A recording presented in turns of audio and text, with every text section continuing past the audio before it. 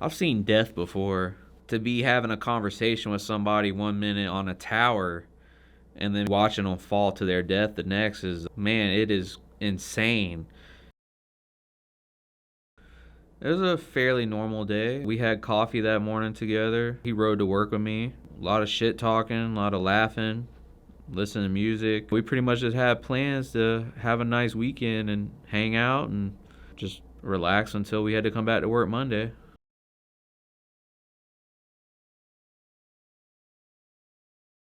I was sitting directly to the right of Toby on the back face of the tower, three-face tower, God Tower. I would say it's probably about an 8-foot face. He was on the left leg, I was on the right leg. 1,000-foot tower with a 100-foot antenna on it, so maybe about 1,100 foot total. We're doing a lead remediation job where we were removing lead paint and then we were going to repaint it. We've just been hard at it most of the day, scraping and using our needle gun. And, the needle gun is connected to a vacuum, which keeps the lead chips from hitting the ground and stuff.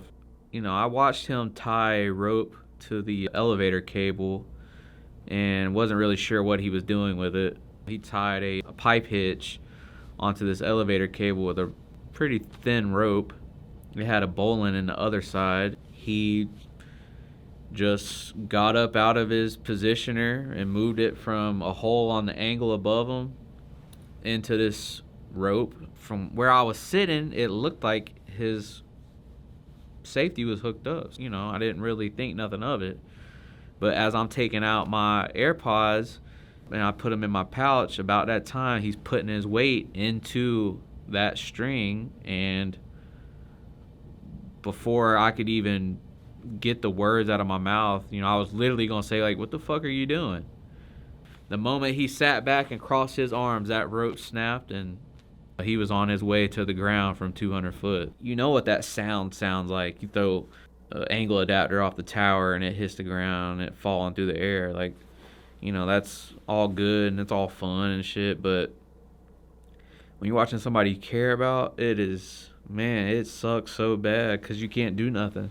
You're just kind of sitting there, still hooked off. Looking back, it almost felt slow motion. I'm leaning to react to him falling, thinking that he's just going to swing. I've never seen this happen ever. I've been working on towers a long time. I've never seen a situation like this. So, we can say all day what we would or wouldn't do. But in that moment when I tried to react, it's almost like he paused for a moment in the air and then he was just falling and there was nothing I could do. Him yelling as the rope broke was pretty deafening. The sound of a 200-pound man falling through the air, damn near at max velocity, is a sound that you will never forget, followed by the impact on the ground. Everybody knew he had fell because he's just gone. And, I'm panicking. I'm saying, like, man, is it, like, I'm just telling my buddy that I'm like, is this real? Like, is Toby laying down there? Like, am I losing it right now? Is he laying down there? And he's like, yes. Like, he's like, come on, man, just please, like, let's get into the pan. Like, we got to help him. Like, we got to go. I'm hugging the X of the tower, standing up at this point.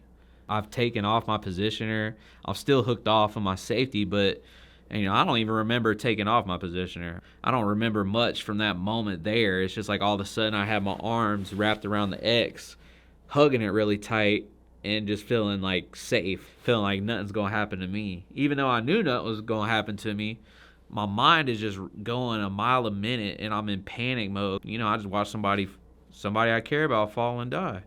I would say I had about 3 minutes there where I just my friend is trying to talk me into letting go of the tower and coming to get into the pan so that we can go down to the ground to try to help do whatever we can. I mean, everybody knew from the height we were at that this was just unsurvivable. What took me out of it was that he said that Toby needs us, and, that was all it took. I let go of the X. I moved my safeties as I should, from tower to the pan, got into the pan. We immediately start going down, and as we're going down, my buddy said that he let the operator know that once we hit the ground, she needed to call 911. And when he said that, I was like, man, what am I doing? 911. Okay. I'm at 19008 Two Towers Road, Little Rock, Arkansas, 72223. And my coworker just fell off a tower. He's laying on the ground motionless. Okay, is he breathing? Ma'am, I'm going down the tower right now. He's not moving. I get my phone out. I call 911 immediately. I had the address. I had all the information already, which I think everybody should have. If you don't know the site address you're working on, you need to educate yourself and figure it out, for these exact situations, because people can get hurt and live through it. You could drop something on somebody and they could be just unconscious, and your lack of knowing even the address can be life or death. So, I got on the phone, 911, gave them the address, let them know where we were at, what had happened. Once we hit the ground, just, still on the phone, 911, I ran over there. The operator's telling me that I probably need to start CPR, and I'm trying to tell her that I knew how to do CPR. That was not the issue. The issue was that he fell over 200 feet to his face. I mean, he landed face first in the ground.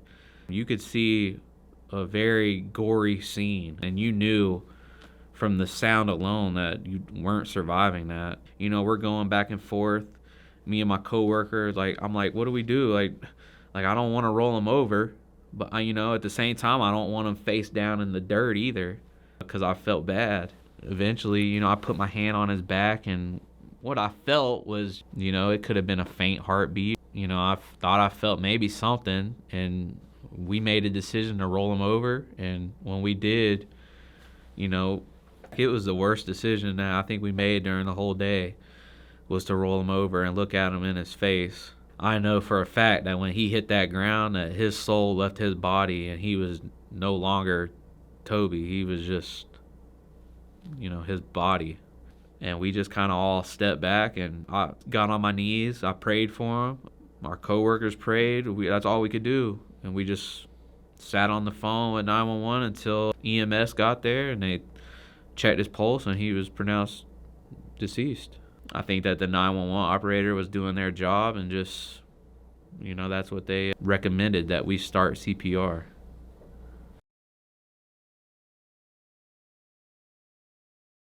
Was the order that they came in, start with the fire department, because there's obviously here before that. I'm gonna get their names first, because they were the first. They were already here on scene. Take some breaths for me. Breaths in and out. In and out. Let's go in the shade. Let's go over here in the shade and have a seat. That way we can calm down, okay? You okay? Yeah. Yeah. I just need you to breathe for me, okay? What's your first name, bud? Chase. Chase. His wallet, just go ahead and take his wallet. Hold on to it, and we'll. He's about to retire in December. He just turned 64. So is he from here? No, sir. We're all from different places. I'm from Florida. The foreman lives in Oklahoma. The other guy lives in Oklahoma. Miss Mo is from Mobile, Alabama. And then Toby's from South Texas. So y'all are just staying here? Yeah, this job is supposed to last until mid-November. Being complacent, not realizing that you're tying off, not paying attention to where you're stepping, what you're doing, man, can take your life in an instant. If you're falling from 100 foot, 200 foot, or 1,000 foot, you are going to have just enough time to realize that you're dying. You're going to wish that you had used your safeties the way that they're meant to be used. Don't let anyone else around you interfere with your own safety. You should be paying attention to your coworkers the same as you do yourself. Even that day, I wish 100 times over I'd have even noticed that he wasn't hooked off, or I'd have hooked him off myself, or I'd have hooked myself to him. I mean, anything to avoid that situation.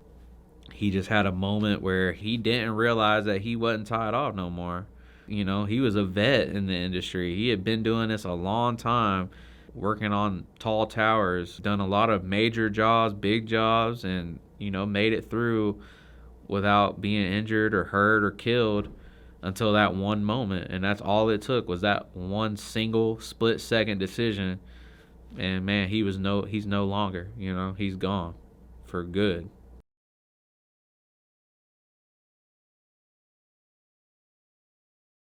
On a human level, it was tough because I cared a lot about him as a friend. Him being my coworker was just a benefit to get to work with somebody that cool. Like I said, you don't get to meet a lot of good humans out here these days, unfortunately. He was a kind soul, and he had love and respect for everyone he encountered, even people that didn't treat him the best. He wasn't hateful, in my opinion. I wasn't his significant other or children or anything, so I didn't know him on that personal level, but I knew him on a level good enough that the conversations we would have, things we would talk about, I knew that he was a well-rounded, faithful man, a man of God. And you just gotta appreciate them type of people for what they bring to your life. I would be a different person today if I hadn't met him than meeting him. Just in the year that I worked with him, I learned a lot about myself, about other men that go through things similar to the things I've been through. He was an older gentleman, so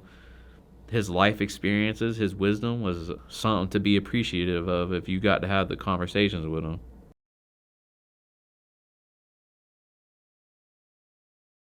In the Bible, it says you should not fear death, but it's scary to think about, sure. But man, being prepared and mentally accepting what can or can't happen is very helpful. Getting up to go to work every day.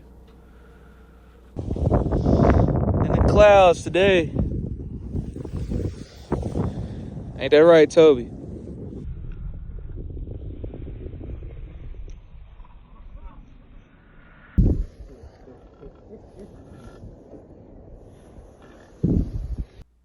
This video isn't about exploiting tragedy. It's about telling real stories that have the potential to make this industry safer.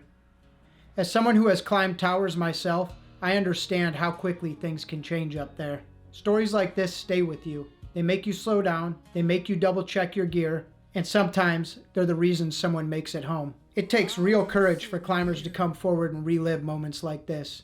I have a tremendous amount of respect for Chase, being willing to share Toby's story. Just like I have respect for every climber who has trusted me enough to share their experiences in these videos. Toby wasn't just a climber, he was a friend, a coworker, and someone who clearly left an impact on the people around him, and he deserves to be remembered as more than just an accident. A lot of the safety lessons in this industry have been written through loss. The goal is to make sure those lessons protect the next climber. That's why these stories matter, and that's why I tell them. Thank you for watching.